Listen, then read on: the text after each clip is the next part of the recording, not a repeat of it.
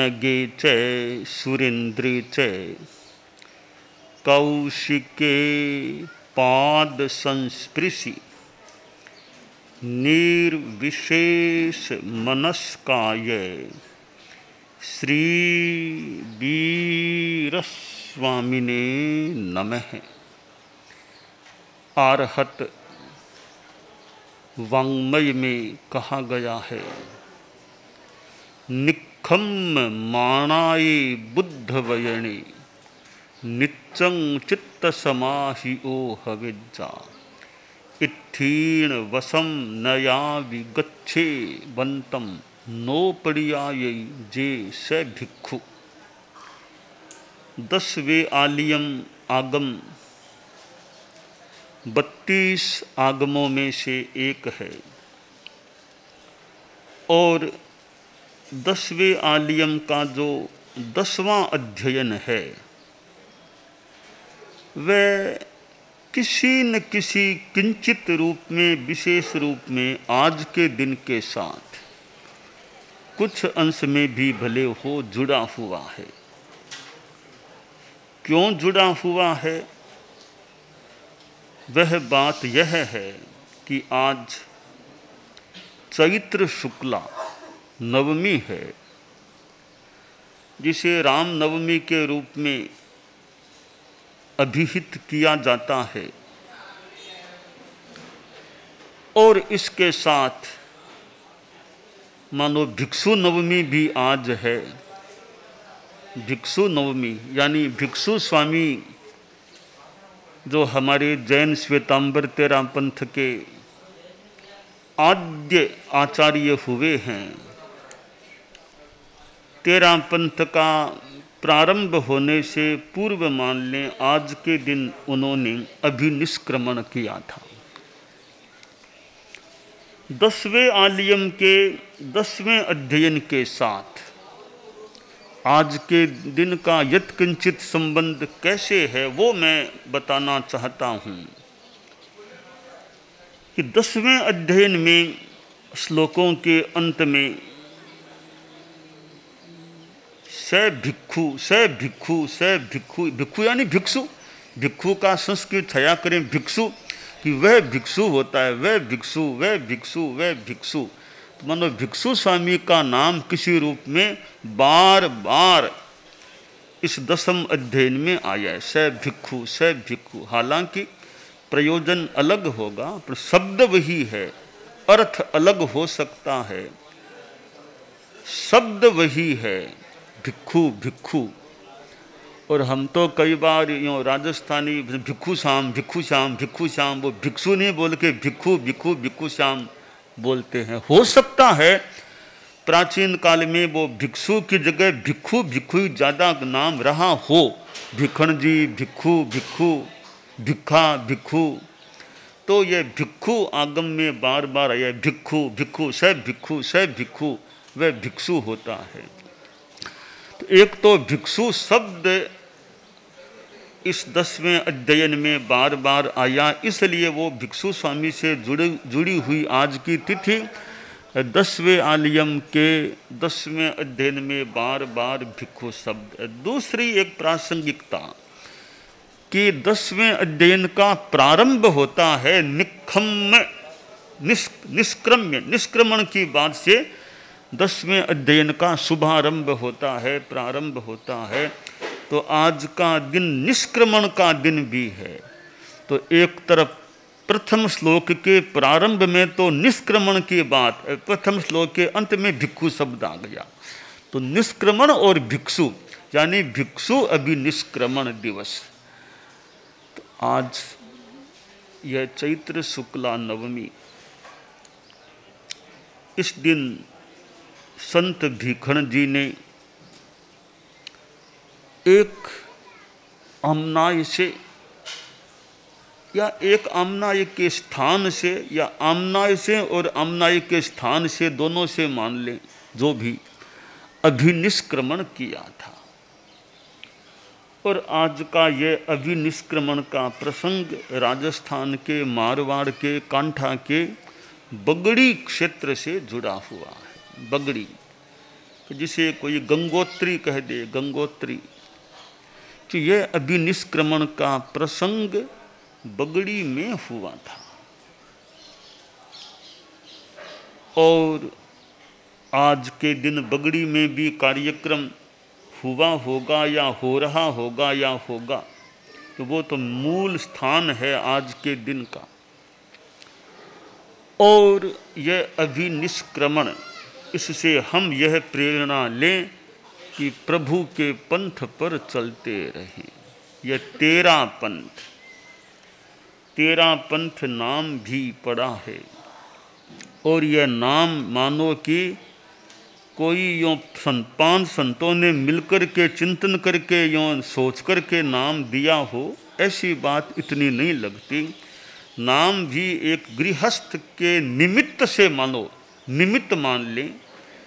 जब जोधपुर में वो बाजार में लोग सामायिक साधना जो भी कर रहे थे और जोधपुर के दीवान फतेह मल जी या फतेह चंद जी उधर से निकले, ये जैन लोग आज यहाँ बाजार में कैसे, जैसे आप लोग सामायिक और करते हैं भी, यहाँ धर्मस्थान में होने की चीज़ आज बाजार में कैसे, भी आज यहाँ बाजार में कैसे, आपका जो धर्मस्थान है वहाँ क्यों नहीं। कभी हमारे गुरु जी ने यह थानक और छोड़ दिया, हम भी यहाँ बाजार में ही अपनी साधना कर रहे हैं। थोड़ी बात चल पड़ी तो भी कि आपके गुरुजी और ये कितने संत, कितने लोग हैं। हमारे भिखण जी महाराज तेरे संत हैं। अच्छा, पहले पूछा आप लोग यहाँ कितने, हम भी यहाँ तेरे लोग। अच्छा, आप तेरे, वो भी तेरे। वहाँ एक सेवक जाति का कवि आसपास था, उसने सुना रे सहज एक संयोग मिल गया, इनके गुरुजी भी तेरे हैं संत कुल और ये लोग भी यहाँ तेरे हैं, तो सब तेरे तेरे का योग मिल गया। तो वो कवि के दिमाग में तो कविता और दोहार वो बहुत आसानी से आ सकता है। कवि की ये खासियत माने जो ज़्यादा कवि हृदय वाला होता है, जैसे अभी आचार्य श्री तुलसी का जो पद्य सुनाया गया, प्रसंग आया और गुरुदेव ने वो एक पद्य, तो आचार्य श्री तुलसी भी मानो कुछ कवि हृदय थे। कितना साहित्य काव्य के रूप में, एक पद्य के रूप में, एक गीतिकाओं के रूप में उनके द्वारा हुआ है। तो कवित्व का अभ्यास हो जाए, कल्पना शक्ति हो और थोड़ा भाषा का भी अच्छा ज्ञान हो, तो मौके मौके पर आसानी से दोहे, पद्य, श्लोक, कई संस्कृत के श्लोक भी बना लेते हैं। तो कवि था वह सेवक जाति का, तो प्रसंग देखा रे वो मानो काव्य, कविता हृदय, कवि हृदय उजागर हुआ होगा। एक दोहा या पद्य बना दिया, आप रो या साध साध रो गिलो करे, ते आप रो मंत सुन जो रे शहर रा लोगा, ए तेरा पंथी तंत। दोहा बना दिया तो लोगों ने पकड़ लिया, तेरा पंथी। तो लोग वो कहने लगे ये तो तेरा पंथी है, तेरा पंथी है, थोड़ा चिढ़ाने के रूप में या थोड़ा तेरा पंथी। आचार्य भिक्षु जो उस समय मान लो संत भिखण जी जो भी, उनके पास ये बात पहुंची कि आपको तो लोग तेरा पंथी कहने लग गए हैं। संभवतः वे पट्ट पर थे तो नीचे उतरे और उस समय मानो उन्होंने नाम को स्वीकार किया होगा। पट्ट से उतरे, मानो प्रभु महावीर को वंदन किया। उन्होंने जो कहा या जो सोचा, जो किया, उसका भाव यह है, हे प्रभु यह तेरा पंथ, हे प्रभु यह तेरा प्रभु पंथ आपका है, हम तो चलने वाले पथिक हैं।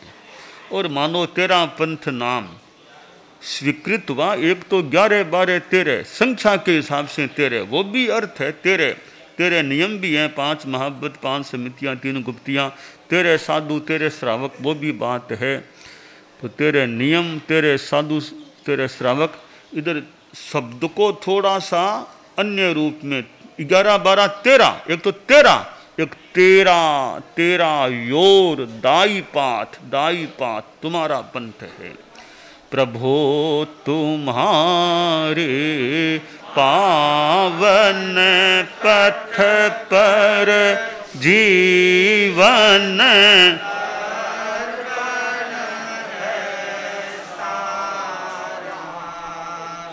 बढ़े चले हम रुके न क्षण भी,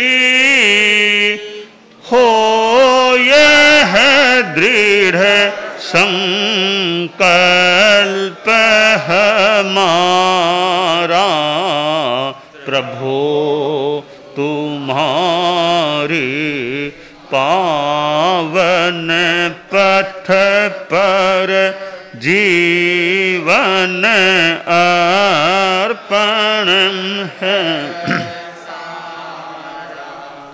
प्राणों की परवाह नहीं है, प्राण को अटल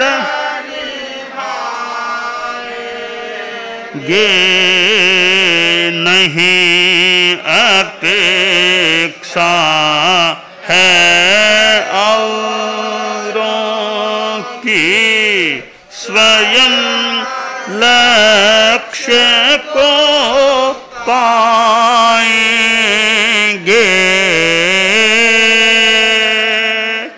एक तुम्हारे ही वचनों का, एक तुम्हारे ही वचनों का, भगवन प्रतिपल सबल सहारा, प्रभो तुम्हारे पावन पथ पर जीवन अर्पण है।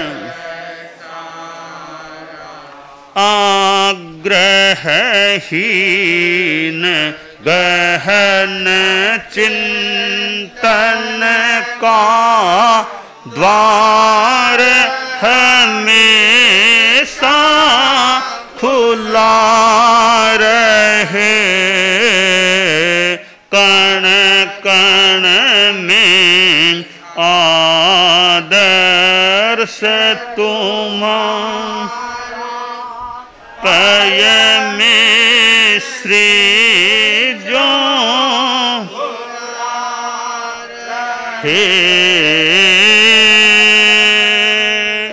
जागे स्वयं जगाए जग को, जागे स्वयं जगाए जग को, हो यह सफल हमारा नारा, प्रभो तुम्हारे पावन पथ पर जीवन अर्पण है। एक जो संकल्प की भाषा की अभिव्यक्ति हुई है कि प्रभो तुम्हारे पावन पथ पर जीवन अर्पण है, सारा जीवन अर्पित है, और कितनी मजबूती की अभिव्यक्ति, प्राणों की परवाह नहीं है, प्रण को अटल निभाएंगे। एक ऐसा यह गीत का अंश है कि प्राणों की परवाह नहीं, कि प्राणों की भी परवाह नहीं, प्रण को निभाना है। क्रांति के लिए मजबूत संकल्प सहयोगी बन जाए तो क्रांति की बात आगे बढ़ने की एक स्थिति बन भी सकती है। कि शांति अच्छी चीज़ है, शांति रखें, बिना मतलब क्यों किसी के बारे में बात भी ऐसी वैसी करनी भी नहीं चाहिए। शांति रखें, गुस्सा नहीं, आवेश नहीं, लड़ाई झगड़ा नहीं, फालतू झगड़ा तो किसी से नहीं करना चाहिए। राड़ आदि बाढ़, शांति में रहें, गुस्सा नहीं करना चाहिए, यानी आवेश नहीं करना चाहिए। परंतु अपेक्षा हो तो क्रांति भी करनी चाहिए। शांति के साथ क्रांति, कोई लड़ाई झगड़े वाली क्रांति, कोई आवेश में नहीं, शांति के साथ क्रांति की बात भी हो, अर्थात निर्भीकता रहे और कहने की बात आदमी कह सके। कोई उचित रूप में आवाज उठाने वाला भी तो हो, वरना तो सोती गंगा सोई गंगा बह जाए। कोई कहने वाला नहीं, कोई आवाज उठाने वाला नहीं। तो कोई आवाज करने वाला हो तो सोए हुए लोगों को जगा सकता है। सुबह मान लो 4 बजे हैं, सोए हुए हैं संत, एक संत जोर से आवाज करे कि 4 बज गए हैं, तो कईयों को जागने का, उठने का, या अर्थ बनना के समय आवाज कर दे तो कईयों को थोड़ा बहुत अलसाए हुए तो उनको थोड़ा जागने का, उठने का मौका। तो कोई आवाज उठाने वाला, आवाज करने वाला चाहिए, और आवाज करने वाले में ताकत भी होनी चाहिए कि विरोध होगा भी, सही बात कह रहे हैं, विरोध होगा तो होगा। तो यह क्रांति भी एक शक्ति मांगती है। शक्ति के बिना क्रांति होना भी कठिन लग रहा है।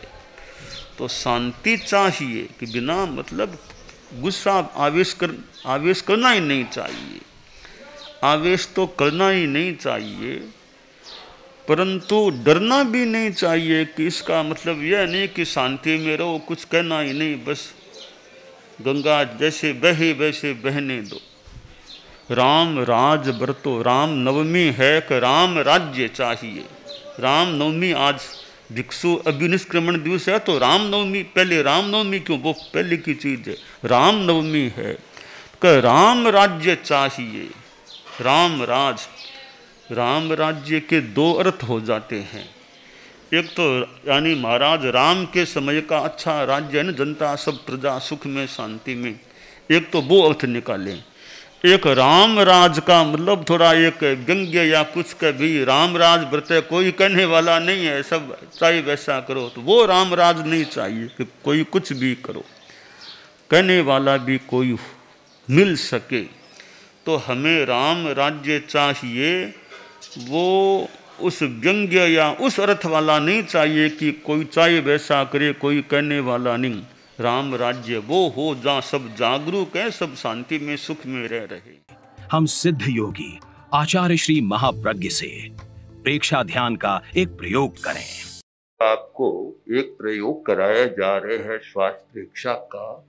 5 सेकंड में श्वास लेना है, 5 सेकंड भीतर रोकना है, और 5 सेकंड रेचन करना है, और 5 सेकंड बाहर रोकना है। इस प्रकार 20 सेकंड में एक श्वास। सावधान रहे, श्वास भरे, भीतर रोके, रेचन करे, बाहर रोके। श्वास भरे, भीतर रोके, रेचन करे, बाहर रोके। श्वास भरे, भीतर रोके, रेचन करे, बाहर रोके। श्वास भरे, भीतर रोके, रेचन करे, बाहर रोके। श्वास भरे, भीतर रोके, रेचन करे, बाहर रोके, श्वास भरे, भीतर रोके, रेचन करे, बाहर रोके, श्वास भरे। प्रयोग संपन्न। तो ये ध्यान के बहुत छोटे प्रयोग कराए हैं और इनका स्वयं बार बार अभ्यास करें तो एक अच्छा अभ्यास हो सकता है। ओम आत्मा।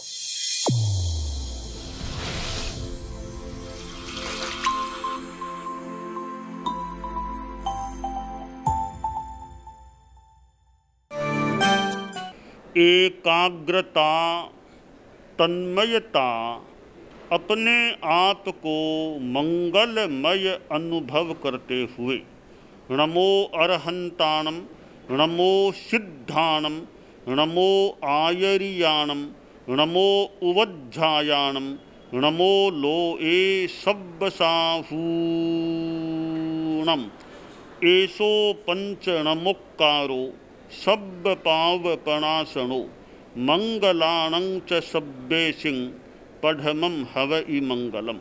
चत्तारि मंगलम, अरहंता मंगलम, सिद्धा मंगलम, साहू मंगलम, केवलिपन्नत्तो धम्मो मंगलम।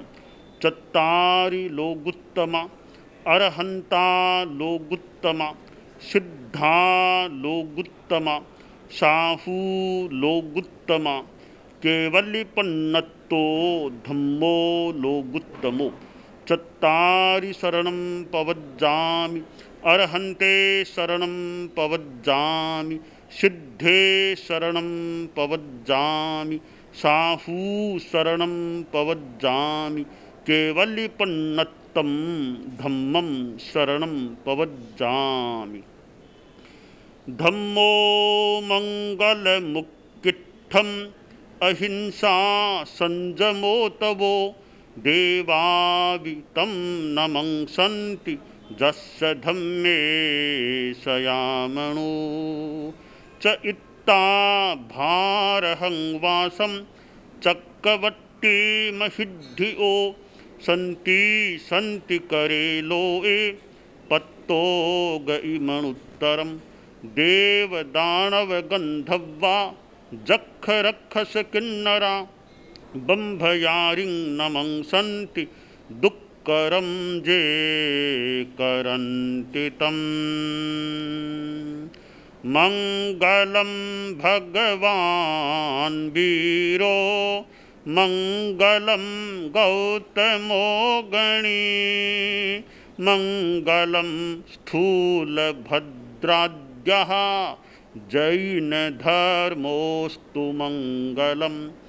मंगलम मतिमान् भिक्षुः मंगलम भारमल्लकः मंगलम रायचन्द्राद्या मंगलम तुलसी गुरुः महाप्रज्ञोस्तु मंगलम। तेरा पंथोस्तु मंगलम। विघ्न हरण मंगल करण स्वामी भिक्षुनो नाम। गुण ओळख समरण किया सर अचिंत्या काम। विघ्न हरण मंगल करण स्वामी भिक्षुनो नाम। गुण ओळख समरण किया सर अचिंत्या काम। विघ्न हरण मंगल करण स्वामी भिक्षुनो नाम। गुण ओळख समरण किया सर अचिंत्या काम, सर अचिंत्या काम, सर अचिंत्या काम। एक दिवसीय त्याग, आज आज के लिए धारणानुसार त्याग